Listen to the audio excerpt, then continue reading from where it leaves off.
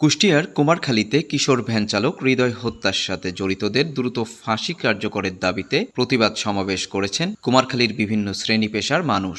সোমবার সন্ধ্যা থেকে রাত 10:30 পর্যন্ত পৌর এলাকার 2 নং ওয়ার্ডের নাতরিয়া ঈদগাহ মাঠে এই প্রতিবাদ সমাবেশ অনুষ্ঠিত হয়।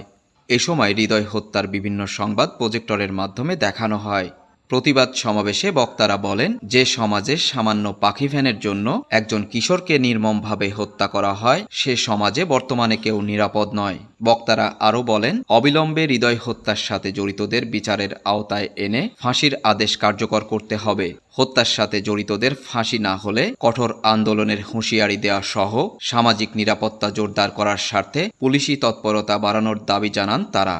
প্রতিবাদ সভায় কুমারখালী উপজেলা জামায়াতের নায়েবে আমির আফজাল হোসাইন, বাংলাদেশ খেলাফত মজলিস কুমারখালী উপজেলা শাখার সাধারণ সম্পাদক ফজলে নূর ডিকো, কুমারখালী এমএন পাইলট মাধ্যমিক বিদ্যালয়ের সাবেক প্রধান শিক্ষক শহীদুল ইসলাম, অ্যাডভোকেট শঙ্কর মজুমদার কাজল, হাফেজ মাওলানা জুলফিকার আলী, পৌর জামায়াতের সভাপতি অ্যাডভোকেট রবিউল ইসলাম, কুমারখালী প্রেস ক্লাবের সাধারণ সম্পাদক সোহাগ মাহমুদ, পৌর জামায়াত নেতা আকমাল হোসেন মোল্লা, রবিউল ইসলাম রবি, নিহত হৃদয়ের পিতা ইউনুস আলী ও মাতা মোসাম্মদ নার্গিস সহ অনেকে উপস্থিত ছিলেন।